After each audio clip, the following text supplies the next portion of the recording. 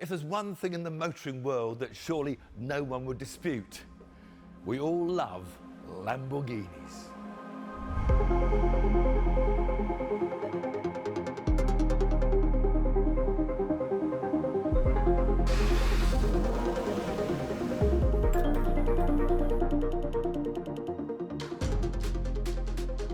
Ferruccio Lamborghini set up his company in 1963, pretty much on Ferrari's doorstep and determined to compete with them. For some, the Mura he launched in 1966 was the first supercar. But then there was the dramatic four-seat Espada that followed a couple of years later, before what must surely be the greatest pin-up car ever, the Countach from the mid-70s. Sadly, Ferruccio probably spent too much money creating these epic machines and sold the company not long before it went into receivership in the late 70s. Different owners came and went before Audi took control in 1998, at a time when the Countach's replacement, the Diablo, was still working wonders for Lamborghini's sales. Audi's first Lamborghini was this, the Murcielago, which, when I went to Italy to test drive it for fifth gear on an item that you can still see on YouTube, I asked the PR lady how to pronounce the name. She told me Murcielago. So I used that. When I came back to Britain, I found nobody else was saying that. They're all saying Murcielago or Murcielago. So I've given up and joined the Murcielago club. As you'd expect under Audi's tutelage, it's not quite as dramatic looking as its predecessors. No huge rear wing at the back or rocket launchers shooting it forward. Indeed, whilst you might expect a few exhaust pipes poking out the back from its 6.5 litre V12, there's just one. With Murcielago meaning bat in Spanish, you'd have thought the car would have more Batmobile features. But all it really has is a couple of little bat wings, which open automatically when the engine bay gets a bit too hot to aid the cooling. The V12 engine that I can almost touch these elegant see-through slats of this LP640 model has 640 horsepower, which it spreads around the four-wheel drive system. Or, if I was to follow the obsessions of the British press, I'd have to say 631 brake horsepower, which would be a bit silly, wouldn't it? Of course, if you do still want a little bit more drama, we do have these wonderful scissor doors. And this 640, along with other Lamborghinis, is for sale with VVS on the Carhuna platform, which offers online auctions and classifieds with dealer reassurance. VVS was set up in 2006 by Neil Vass, mainly dealing in Volkswagens and Porsches, moving to its current home in Cranbrook, Kent in 2012, by which time they started specialising in Lamborghinis. Not that they only deal in Lamborghinis, because their showroom is also adorned by Porsches, McLarens and Ferraris.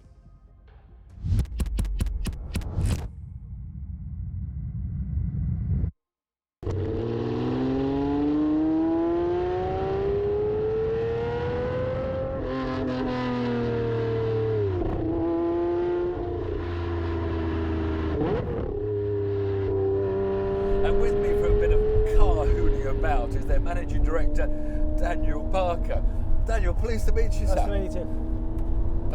Thank you for allowing me to go out in this wonderful Lamborghini again. So how long have you been managing director for?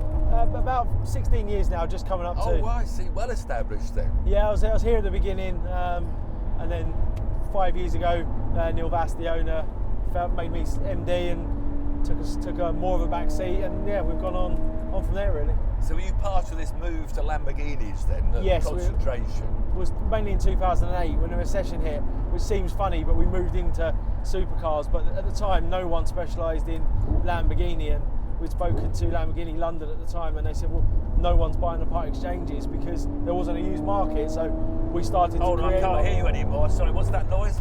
Oh! What's that? I can't quite hear you. Oh, it's just wonderful, isn't it? Wonderful, wonderful.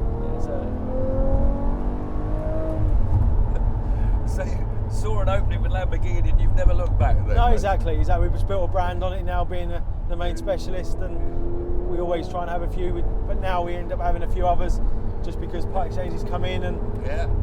So how do you say Murcielago, Murci?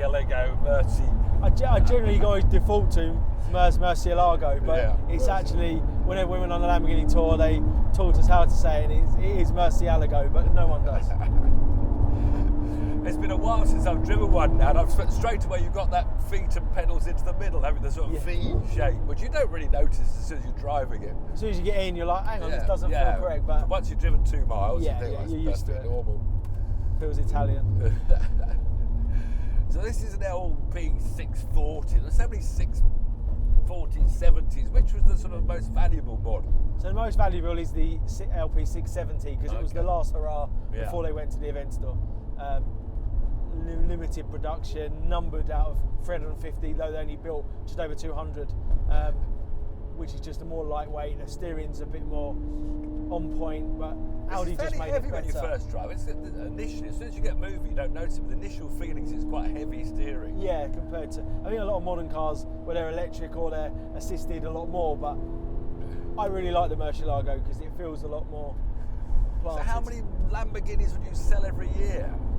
How do you sell every year? I'd say probably an average of, if you said 60 to 80. Oh really? Yeah. Going through. Yeah, we do a lot. Murcielagos less, obviously a lot more of the old days kind of Gallardos, but a lot more Hurricanes now and Aventadors. Yeah, because I was going to say the Murcielago sort of disappeared out of my sort of memory bank, and all of a sudden we're back in one again. You don't really sort of seem to notice them much on the roads today, and yet they're a real use it everyday sort of Lamborghini, aren't they? Yeah, they're much more usable, and people worry about the cost, and yes, like any supercar, they have their costs, but actually they're quite basic in their approach, so as long as the basics have a good servicing, then actually they're not that bad. And stuff like the clutch, the more you drive it, the more you get used to it, the clutches aren't bad. This is what a 08, so this is a 15-year-old car. With what mileage have we so got? 3,000, is that? Yeah, this car's actually done about 14,000, but it was a Singapore import.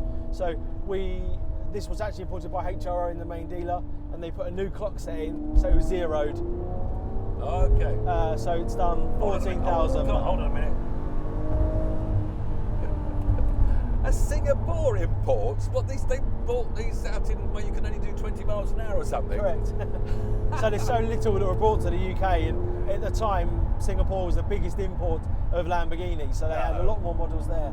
They were the biggest imports of Lamborghini. I think just because per square mile, it's one of the richest places in the world at the time. So, and of course, right-hand drive. Yes, so right-hand drive, and they are EU spec on their regulations there, so it just works. And due to their climate being so much better, they're actually better cars. As in, you look underneath, there's no corrosion because they don't have salt on the roads and stuff. So people sometimes like, is it okay being a Singapore import? But we always say, come and look at them side by side. It's and you'll see a bonus then, in a way. It is in a way. Listen to that. V12 Harmony. But of course, you don't just sell Lamborghinis. I mean, you've got all sorts of other beautiful machines in your showroom. Yeah, I think when we started to move into Lamborghinis in 2008, 2009, we mainly had Lambos, but then you get part exchanges, and when people that are buying these cars look after their car so well, you have to stick with, you can't just stick with one brand as such. So we always run with the part exchanges, subject to owners' histories and stuff correct, but we get offered so many nice, weird and wonderful things that in part exchange you have to have a spread really. The Lamborghinis are closest to your heart. Yes, we're all pretty Lamborghini in our hearts, to be fair. So you were talking about, Lamborghinis. What about the Achilles heels? Are there problems you have to keep a lookout for on these, 15-year-old Lamborghinis? Yeah, it's simple stuff. I mean, one of the main things that people always catches people out is there's a coolant hose that comes like kind of over the top of the engine, and it's right near the exhaust manifold. Right.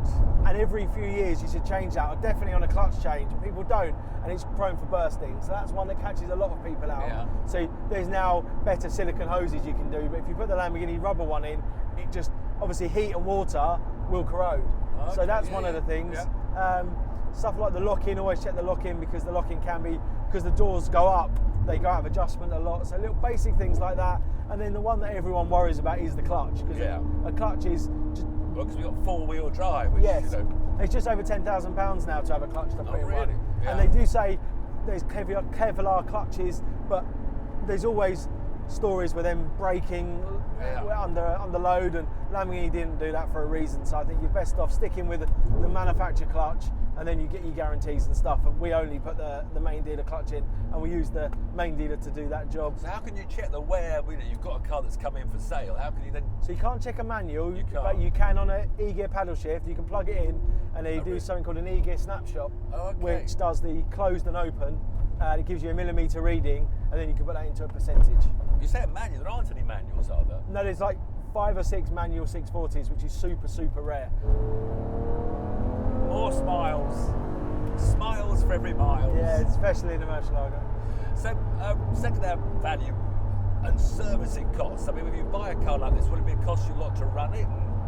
No, so a lot of people in this age of car now use some marque specialists, which is you've got SB Race Engineering, you've got Supercar Clinic, you've got Grimaldi, you've got Mike Pullen, which worked on these at the main dealers when they were produced. So them guys, their knowledge is fantastic. So you don't do any servicing in-house? No, we don't. We do stuff on our own cars and prep, but we just don't have the infrastructure at the moment to offer it as a. We do it, but for customers that are kind of regular customers, we don't offer it as a So world what might it cost me for running costs for a year if I use it? So if you use a main dealer, you're circa kind of 1,000 to 1,500 quid on more of an annual or a lower service, and then the majors are kind of 2,000 to 3,000. No, not silly. People think Murcielago and it's huge, but specialists will be less than that, probably like 1,000 to 1,200, and then 2.5 for the major. So But it's not outrageously loud. No, is it? it's We're not. That's the cruising point. along. I think why people like it is it's not too much. It's just a bit deeper. I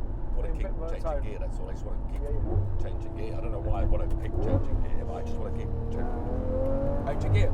I mean, are they growing in value now, the Murcielago? Was it? Yeah, they are. I think they have to. They only go one way now because the Why do you think that LP670. is then? Do you think that's... I think the SV pricing due to sold in the States for like $1.2 million for an SV, and that just brought SV prices overnight up much higher. And then in the UK now you're paying over $500,000 for a SV. So then the Murcielago has to. The gap's so big that people are looking to the Murcielago. So. And we're almost home. It's been such a good year for Murcielago based on values, really. Everyone wants to lock one away. So, if you're looking to buy a Murcielago or a Ferrari or a Porsche or a McLaren even, why not head to VVS on the Carhuna platform?